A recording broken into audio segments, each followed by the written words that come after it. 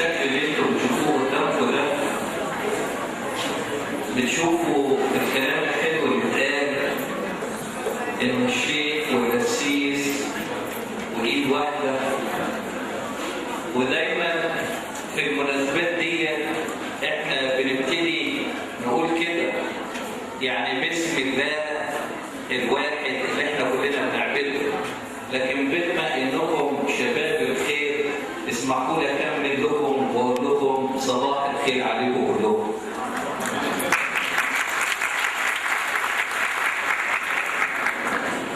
انا الحقيقه مش هطيل عليكم، انا هكلمكم كطلبه كليه تربيه في 3-4 نقط محددين. إذا كنت أنا هتكلم على جزء الخير وفضيلة الشيخ هيتكلم على جزء الوحدة الوطنية، فاسمحوا لي أقول لكم كطلبة كلية التربية شوية حاجات سريعة. أول حاجة يا شباب، إنه فعل الخير اللي أنتم مؤتمنين عليه يحمل معنى مهم خالص، أرجوكم تستوعبوه. فعل الخير هو خروج من الذاتية. وينفع نقف بعد الزمن؟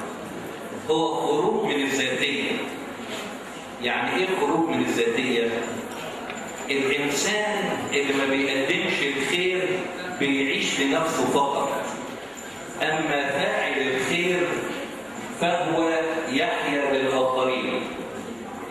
وعايز أقول لكم إنه تصنيف الناس اللي قاعدة قدامي كلها بما فيها أنا وكلنا نوع من 3.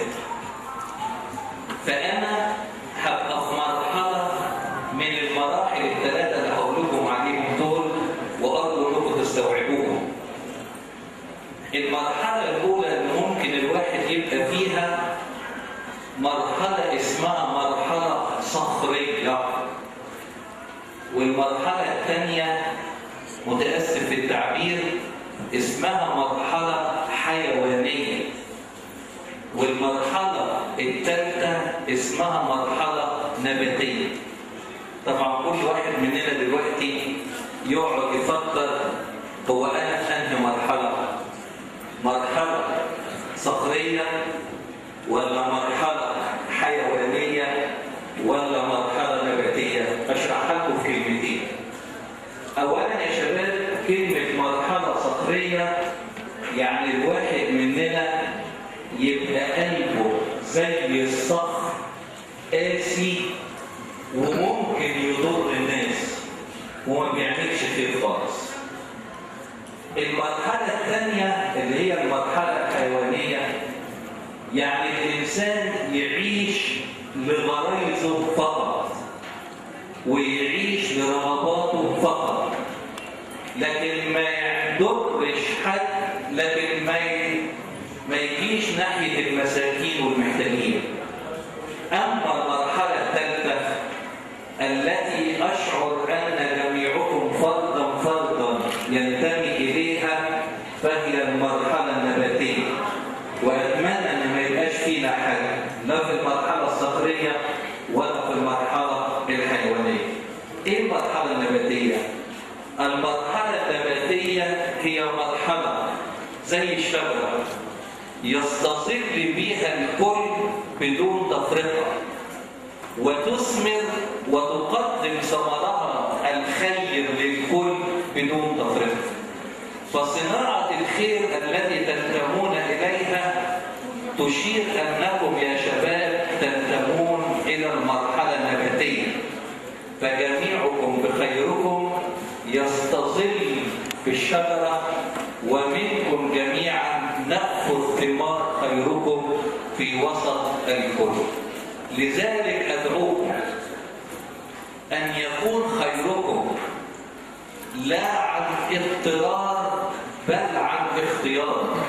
يعني الواحد لما يقدم خيره ما يقدموش وهو مضطر بل عن اختيار.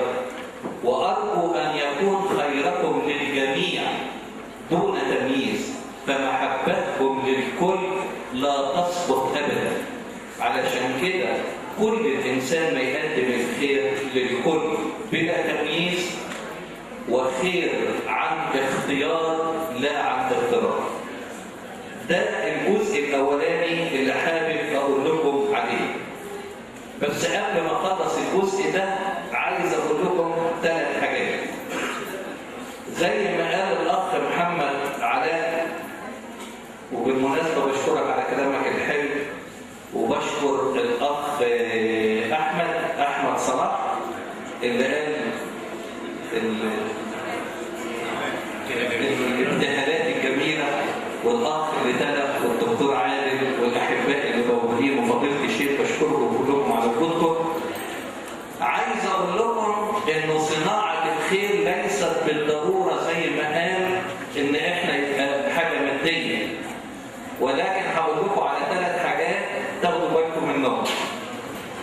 اصنعوا الخير، اعمل خير كل لحظة، واعمل خير كل يوم، واعمل خير كل أسبوع.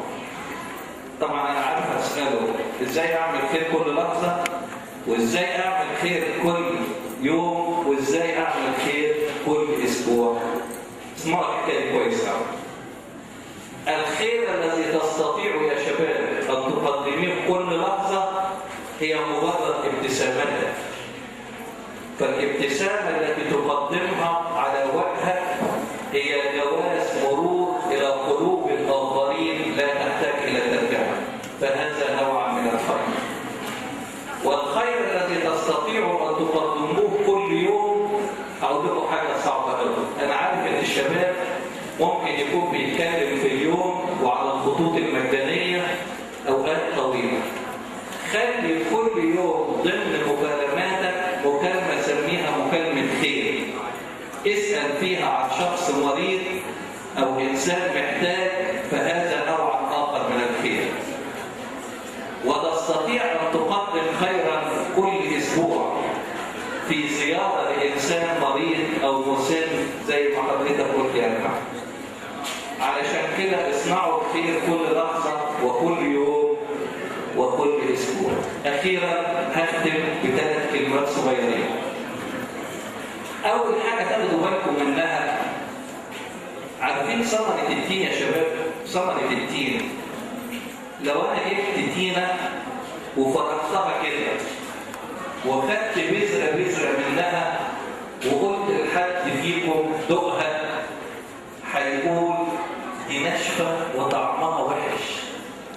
لكن لما تاخدوا التينة على بعضيها تدوقوها هتلاقوها طعمها مسكر وحلو.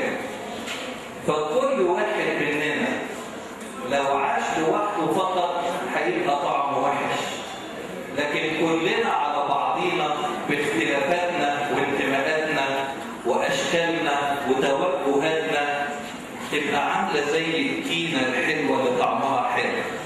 اوعى تفكر في يوم تعيش بذره في تينه، لكن عيش بذره جوه تينه تخلي طعمها حلو. انت طعمك حلو مع الناس، لوحدك مالكش طعم. انا لوحدي ماليش قيمه، لكن انا وانت لنا قيمه كبيره عند الناس وعند بعضنا وعند ربنا. الحاجه الثانيه اللي عايز اقول لكم 3 جمل رئيسيه وهنختم ونقع. نمره 1، اقبلوا الاختلاف ولا توصلوه إلى درجة الخلاف، فنحن جميعنا بطبيعة الحال مختلفين. أنا مختلف حتى في لبسي عن فضيلة الشيخ، عن الدكتور، عن الأخت، وانتوا كمان مختلفين. بينكم اللي لابس حجاب واللي لابس نقاب واللي لابس، الرؤية دي مخلي شكلكم وطعمكم حلو. لكن لو احنا كلنا حاجة واحدة مش هيبقى لنا طعم. علشان كده الاختلاف بتاعنا ده يا شباب يدي لينا طعم، والتنوع حلو. عدم تخيلوا ان احنا كلنا لابسين شكل بعض وكلنا شكل واحد، مش هيبقى فيه جمال. لكن الجمال بتاعكم من تنوعكم. خليكم قابلين الاختلاف لكن الشطارة بتاعتنا ان احنا ما نوصلهاش لدرجة الخلاف. الحاجة الثانية او النقطة الثانية اللي عايز اقول لكم عليها، احنا بما انكم كلية تربية بقى اشتغل لكم شوية تربية. عارفين الشخصية بتاعت الانسان عبارة عن خليط ما بين حاجة اسمها الطبع وحاجة اسمها الخلق. الطبع يا شباب ده جزء موروث من الجينات بتاع الآباء، والخلق ده جزء مكتسب من البيئة. التركيبة بتاعت الطبع والخلق بتدي شخصيتي، والشخصية زي البصمة، مفيش اتنين فيكم ولا في العالم بحاله زي بعضهم. علشان كده بما ان انا شخصيتي مختلفة عن شخصية الدكتور، وشخصية الدكتور مختلفة عن فضيلة الشيخ، فالشطارة بتاعتكم والحكمة بتاعتكم والخير بتاعكم انكم تقبلوا شخصيات بعض رغم العيوب ورغم الضعفات وبكل الامكانيات وبكل الطاقات. الانسان اللي قلبه متسع يحب ويقبل شخص رائع وفيه كل الخير. اخيرا تعلموا فعل الخير، اطلبوا الحق، انصفوا المظلوم، اقضوا لليتيم، حاموا عن الايمان، لا تمنع الخير عن اهله حين يكون في طاقة يدك ان تفعله. لا تمنع الخير عن اهله حين يكون في طاقة يدك عن ان تفعله. وان كنت بدأت معكم بالسلام وصباح الخير، اختم